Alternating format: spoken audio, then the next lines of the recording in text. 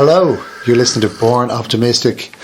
That slurping in the background is Gerr Walsh having a bit of tea. Gerr, how's it going? How are you doing? Gerr, I've known you for many, many years, but only recently as a musician, which we'll get into. Gerr, where do you sit on the optimism spectrum? Yeah, I would sit at the top end of it, definitely. I'm a very optimistic person, probably to my detriment, but yeah, and I suppose the other side of it is that even when things do go wrong, I try and see a positive side to it. I try and see the bright side of things, which I don't know, can get a bit messy, but that's where I'd lie, I think. And were you always optimistic, or did you learn how to be optimistic? I think I've always had this kind of dreamer, head in the clouds kind of quality to me, or if it is a quality. But yeah, definitely, I've always had my head in the clouds and my feet not firmly planted on the ground. So yeah, I think it's always been there. I can't think of a time when I wasn't ridiculously optimistic and as a parent now, you know, one of the great things about being a parent is you get to see life replayed in front of your eyes. Yeah. But has that made you aware of, do you have any theories as to why one kid becomes the dreamer with the head in the clouds and one doesn't? Is it something you're born with, or do you acquire it, or? I think you're born with it, because I can't see. I have two kids, and I haven't worked out which one is the dreamer, or whether they're both dreamers, or whether neither of them are. But we haven't treated them differently, I don't think. And I think you're born with it, definitely. Yeah, it would make sense to me. But having said that, I mean, you get, as you go on in life, you get battered down, and you get a tough exterior in a way, but as long as you're still dreaming, I suppose you can tap into that when you need to. Yeah, like adulthood is almost about, well, for me, trying to preserve as much of the child as possible and still function.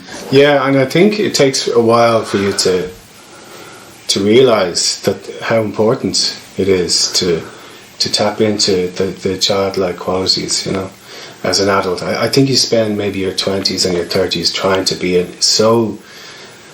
trying to be an adult, and then you realise, well, it's not all that good, you know. I think you should try and dig up that childlike innocence and hang on to it. And what were you surrounded by growing up? I mean, were there forces that were trying to drag you out of your head in the clouds state, or were you encouraged to remain in it? No, I don't think I was encouraged to stay in it. Maybe my mother would have been. She would have enjoyed probably my sense of dreaminess or whatever that is. But no, I think most forces, like we're talking about the 1980s in Dublin, recession in Dublin, and I think most forces would be trying to pull that childlike quality right out of you. And did that come to a head in terms of school and stuff? And yeah, oh yeah. School I wasn't very academic. I loved English, and I was good at writing poetry and all that dreamy kind of stuff, and writing essays, but the normal day-to-day school rigmarole didn't suit me, and I found myself in a fair bit of a spot of bother every now and then, you know. Are there any stories told about you to illustrate this? Oh God, I don't know. You'd have to talk to my mates now.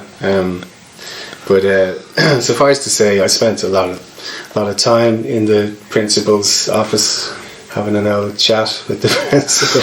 I do remember having any conversations with yourself when you're growing up going, oh, I better try and change, or were you like, feck them, I'm staying as I am? Like what was the internal dialogue like? No, I think until recently I always thought I need to cop on, because that's what everyone told me, you know. And that was the message I got at every turn. You can't be like this. You can't. You have to live in the real world. I think that particular sentence was said to me so many times, and it certainly shaped me in a way. But and did it grate on you when people said it to you? Did it grate on me? I suppose it did, but also deep inside, I always hung on to what I was passionate about, you know, and that's where music comes in. When I stumbled upon the magic of music, that's really had an effect on me, you know, as it did so many other teenagers. But that was my main thing for a long time, and still is, you know. And so you were a teenager when music became this force. Yeah. Probably young enough, 13 or 14, and again as the early 80s, mid 80s, and I was kind of drawn towards indie stuff, The Cure and Joy Division, although a lot of punk as well, and a whole load of stuff, but definitely kind of on the indie side of things. And was it a gradual thing, or was there like a light bulb moment when you went, "Oh, I love this so much"? It's hard to recall exactly, but in terms of listening, I don't think there was a light bulb moment. There wasn't one person. I didn't have my David Bowie experience where suddenly I heard him sing, and like so many other people did, I heard him sing, and that was it for me, you know. I love David Bowie, but I think it was a bit of everything, because I loved a bit of country music, bit of American folk, Neil Young and Bob Dylan, all that sort of stuff. So it wasn't just one type of music.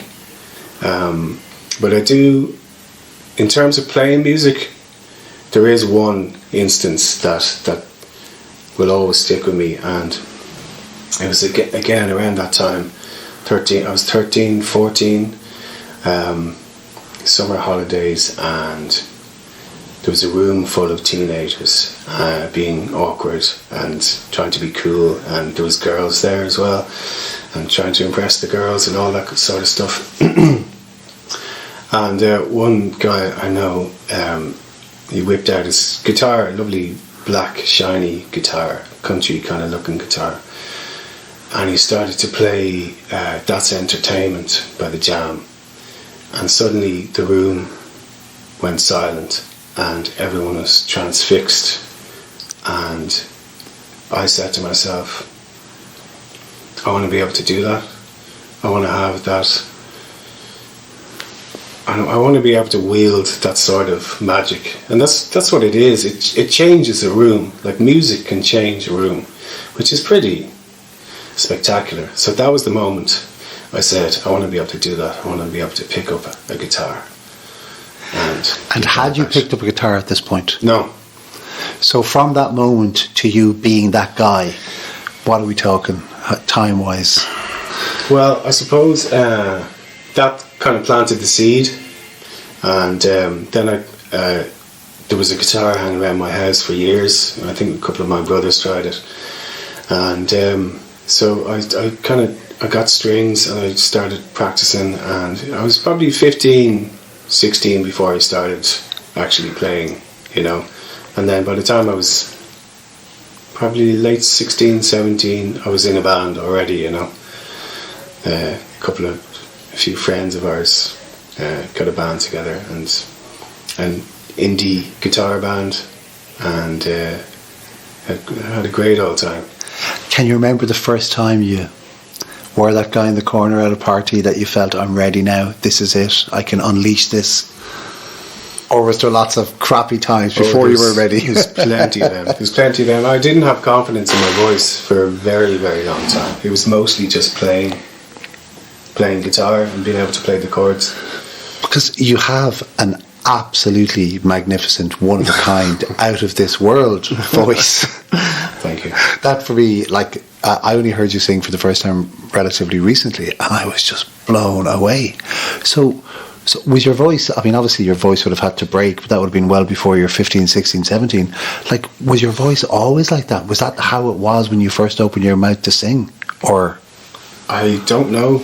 I probably not, because I was probably trying to be someone else. I was trying to sing like somebody else. But people seemed to like it when we got the band together. We were together for a couple of years, and we do gigs around Dublin and playing in the Underground and the Baggot and all those places. And people, I was writing lyrics as well, so I was writing most of the songs, and at that stage, and people seemed to like it, you know. So I got a buzz out of that, and that was the start of it all. Now, it went up and down over the years, but I always kept my hand in with the music, and for some reason now it's kind of bubbling up to the surface. And so it wasn't like you weren't doing music for years and you decided to give it a go again. You were actually doing it all the time. Well, I was doing it at home. I wasn't playing in bands. I wasn't really playing with people. I would play with the odd person, and I wanted to. It was a combination of not having the confidence to do it, and 2 kids. 2 kids, that didn't help over the past few years. And just everything got in the way, and I let it get in the way, you know. But now, for some reason, the time is right for me, and I'm kind of diving into the whole thing. Because I've known you for, not well, but I've known you for about 20 years through Jimmy Costello, DJ'd at your wedding. I don't know how long ago that was. Yeah. How long ago you married? 15 years. DJ'd at your wedding, and I only realised that you were able to sing, I don't know, about a year ago. You emailed me some tracks, and I was instantly blown away. And in a way that when someone sends you stuff, you always hope it's going to be good, especially when you know somebody. Yeah. But it kind of much surpassed that. I was like, Jesus, like, this voice is so special. And for me, voice is the first thing that attracts me. Yeah. Like, because if I don't like somebody's voice, I can't listen. I don't care about anything else. And there's something about a voice. I mean, a voice is your thing. It's you. Yeah. I don't think you can fake it. You know. Yeah. But you obviously you clicked into something, or had you kind of gone, why did I let this not be a thing? Why isn't this a thing? Like, there must have been conversations you were having with yourself. Yeah, all the time. I mean, I always have been playing music at home, in my house, in my kitchen or bedroom or whatever. It's just I haven't been doing it publicly until recently. And there was always some kind of reason for me not to do it publicly, and I think, you know, maybe the fear of failure had something to do with this, you know, standing up and people not liking what I do, which is awful. And then, like, now I have a very different outlook now, and in that life is short, and just get up and do it, and I really don't give a crap, you know, what people think. I'd love if they like my music, but I'm going to do it anyway, you know, and that's the difference. And I think it took a few years for me to get to that point, you know. Because it's a pretty daunting thing. Like, I used to think for ages that the music industry was ageist. And then I realised that it's not ageist at all. It's more that people get into new things at a certain time in their life. So if you're investing, it's not just money. If you're investing belief or favours or whatever in something, it makes much more sense to invest it in something that's going to appeal to under 25-year-olds, because they're at an age where they're acquiring new things and you've got them for longer. Yeah. So to be someone in your 40s trying to activate a music career, it's an incredibly daunting thing. Yeah, I don't really think about it though. Might make it worse then. Yeah. Now that you've said that, I'm not so sure. No, hang up the guitar again. Yeah, that's that then. Done. Really, I'm not thinking too far forward. I'm just doing it, and I'm going to see what happens. And if nothing happens, that's fine too, because I'll always play music, and it means a lot to me. But things are happening. Small things are happening, and People are reacting to it in a positive way. Yeah, and I'll go with it. I'll stick with it for as long as it makes sense, which could be another 20 or 30 years, or it could be another 3 years. But I will always play music to a certain extent. We do a lovely session on Sunday afternoons in a pub in Dunleary called The Bar, and it's called the Sunday Circle, and there's about 6 or 7 of us. It was set up by Mick Cleary, do you know Michael Cleary, David Cleary's brother, who was in my original band. David Cleary? No, or Michael was. He was the bassist in our band way back. What was the band called? The Gain. The Gain, yeah, okay. Awful. But anyway, so he set up this session, and it's an acoustic little session in a pub in Dunleary every Sunday, and we just play covers. Sometimes we play our own songs, and we do harmonies, and it's just gorgeous. Wow. You should check it out sometime. That's amazing. So every Sunday in The Bar. Yeah. In Dunleary. Where is that in Dunleary? It's the end of York Road, that really long road. At what time? 4 to 6. 4 p.m. That's pretty cool. So you're guaranteed a gig every week. Yeah. And I get my little fix of the excitement and the tapping into that deeper side of music, that's all I want. That's brilliant. Would you play a song now? Yeah. Is there a particular song you'd like to play? I'm going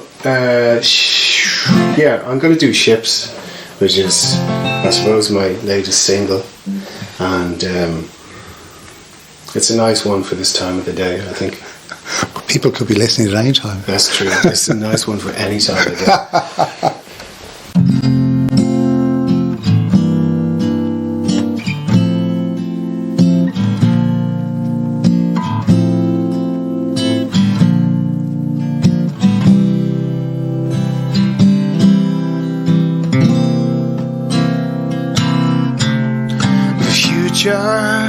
Is blinding. The past is reminding. Nothing ever lasts around here. All my years searching, unlearning my learnings, when all I needed was so near. When your little heart broke me apart, put me back together again.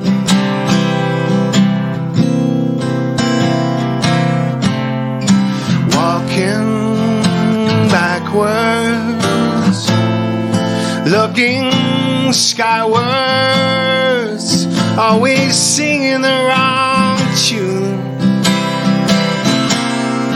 watching the humans do what they're doing, wondering where I fit in. Oh, when your little heart broke me apart, stuck me back together again. Well, I'll search the horizon for some kind of answers. I'll wait here till all ships return. I'll stumble through miles of charades and smoke signals, but as long as I'm holding your hand, well, I'll understand.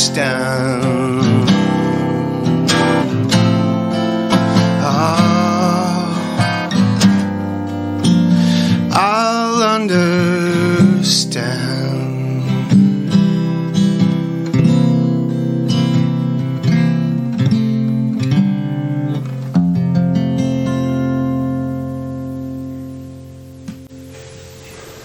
Gerr, that's absolutely gorgeous. Absolutely Thank you. gorgeous. My God. Beautiful. Thanks. When did you write that? I'd say probably about 8 years ago now. It's an old one. Well, I have olders, but yeah, about 8 years ago. And a lot of it is self-explanatory in terms of the lyrics, but can you remember what prompted you to write it? Yeah, it was when my little girl was growing up. Oh. Yeah. So it's kind of really, having a little creature to hold hands with gives you a nice sense of direction, in life. And of course, it's not going to last forever. No. At least with a daughter, you're probably more chance going to want to hold your hand for longer than a son. I don't know. You'd be surprised. But we'll cross that bridge when we get to it. What a gorgeous, gorgeous song. Thank you. Gorgeous. And in general, what are your preoccupations that lead you to write? Like, what do you find yourself writing about? That's just... I'm stunned by that. It's actually, you can't see this because radio, but there's actually, my eyes have welled up. That song is so gorgeous. Sorry about that. It's just gorgeous. I think it's probably a combination of everything that I've experienced growing up, and me being that sort of person with the head in the clouds, and trying to exist in this strange, sometimes very tough world. That music is something I tap into, and it's a medicine. Music is medicine for me. It's for what ails you in this very strange world. I think that's what it does for me. It helps me. And do you think you were sense. Do you think you were forced in on yourself as you were growing up? No, I wasn't a lonely little child playing by himself in the schoolyard or anything like that. I had tons of friends, and I was an awful messer, but that I believe. I've seen evidence. All right, okay. But yeah, I've always had a very substantial internal landscape, that I would be inside my head quite a lot. I think a lot of people are, Yeah. I mean, no one else actually knows a person completely. I think it's impossible. Yeah. Yeah. You're right, yeah. From the deep to the trivial.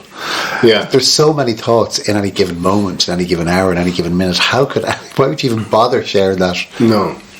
You can't. I mean, it's so vast. But I think in another sense, we're all the same. We're all nearly the same person. It's just people somehow latch on to different elements of personality, and that's the only difference. Yeah, there's no new emotions. No. They've all been had before by people. Yeah, that's it, and dealt with in different ways. A junior brother who was on the show before, he writes his songs in the context of imagining somebody 500 years ago. Oh, yeah. And stripping away all the modern artifacts. But of course he's writing about the same emotions that the modern day. Yeah. And it's just that whole thing. With so many years of writing songs, Gerr, and I assume and I hope there's an album in the works. The notion of how to pick what's going to be on that. Yeah, well, you'd be surprised how few songs I have. I've had hundreds over the years, but I mean, they haven't been good enough. They're only starting to be good. Wow. That's one of the main things for me. That the songs that I'm writing over the past, 5 to 10 years I'm only allowing them out now because I feel they're good enough. Before that, no, they didn't make the cut, you know. So I don't have that many. I have like definitely an album worth, maybe an album and a half, and I have another 20 on the way. But it's the lyrics that slow me down. You know, I have plenty of tunes and melodies and all that stuff, but the lyrics I take a lot of time with. Well, what's the rush? Yeah, well, if they're going to come out as good as that, they're obviously worth it. You know? Was Ship something you crafted and find yourself kept going back to? I think so, yeah. I mean, I do. There is certain songs I have that they come out in a day. Not too many, but a lot of them I'd have pages and pages of edits and rewrites, and so I'm pretty tough on myself as far as lyrics are concerned. But that's a good thing. Yeah. Because if you're not, you know, when you think it's the best, well, then it's ready to share. Yeah, I'm confident with them, you know. I'm ready to release them, you know, throw them out into the ether.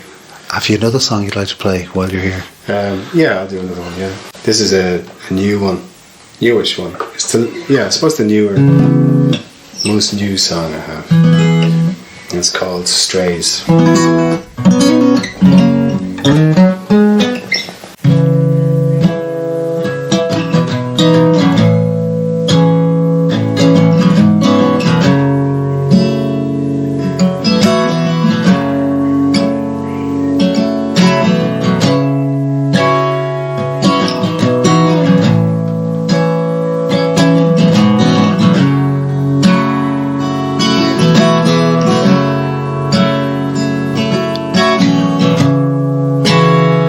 Deep in the blood of the 1970s,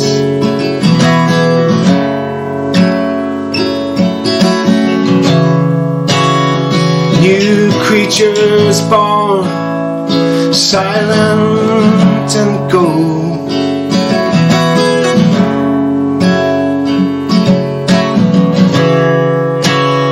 Tied to the world, molded to perfection.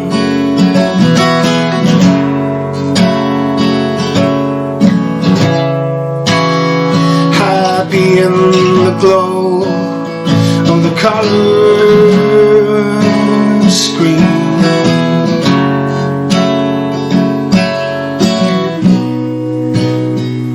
This isn't what we wanted. This isn't what we came for.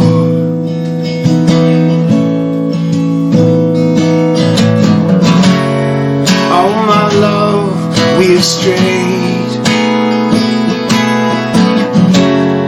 too far north of the heart, through the fog and through the waves. Follow all the shorelines home.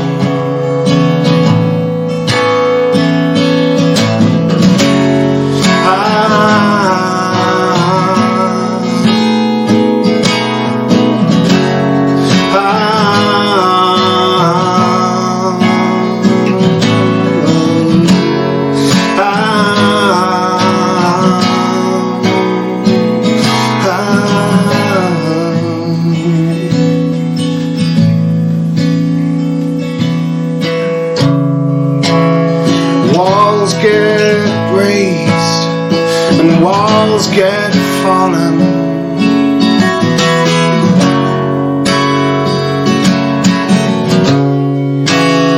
Words in between are lost and stolen.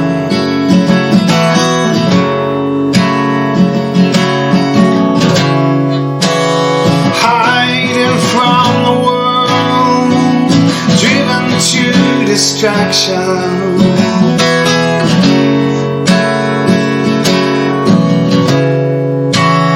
Only shadows in the glow of the color screen.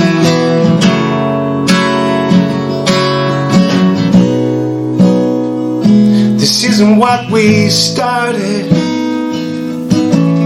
No, this isn't what we paid for.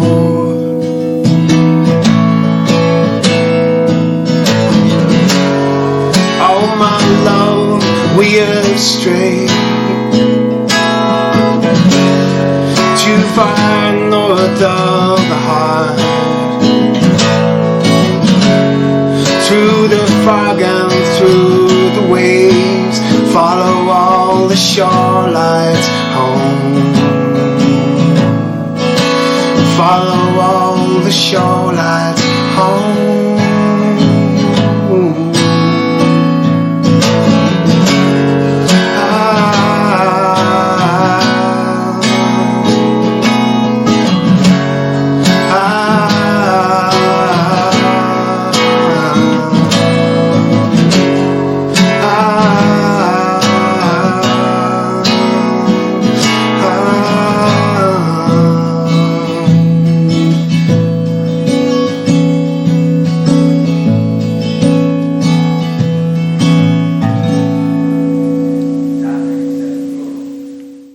Love it, love it.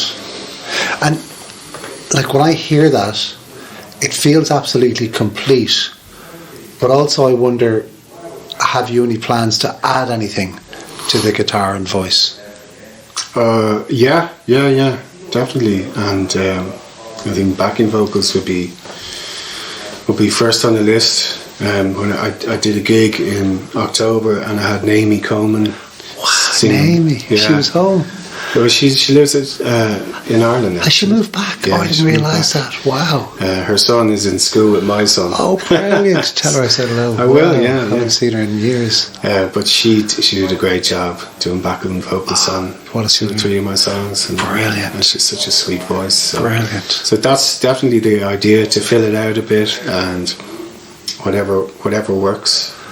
Yeah, that song is just like... It could be quite fireworks epic, or something. Yeah. Yeah. Does your household feel that everything's fair game now in terms of your songs? What do you mean? Well, is everything liable to end up in a song at some point? Yeah. Well, my kids, I've written songs about everyone at this stage. Yeah, I think they do. You're like the sage in the corner of the kitchen, picking up the vibes. Yeah.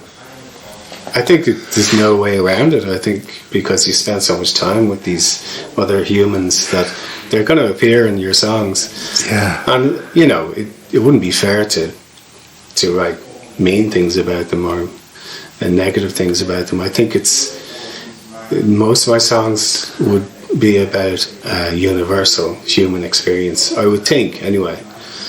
I think that's one of the greatest things about family, though, is all the time you spend with these people doing what are often really, really mundane things. But for me, that's where the magic is. It's in all those small moments. Yeah, you can lose it, though. You can forget it. And then every now and then you're doing something very small and very insignificant, and you just feel, all right, this is a bit magic, Yeah. And you have to cherish it, because it'll be gone. It sure will. I mean, that's what made me believe in cliches.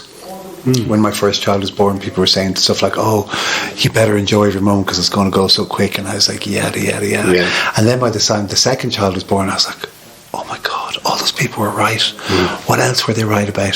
So then I started collecting cliches as these receptacles of wisdom, hard earned over many centuries. Well, that's it. Yeah. So. Enjoy it while we can, and Gerr, it's been great spending this time with you, and great having the songs.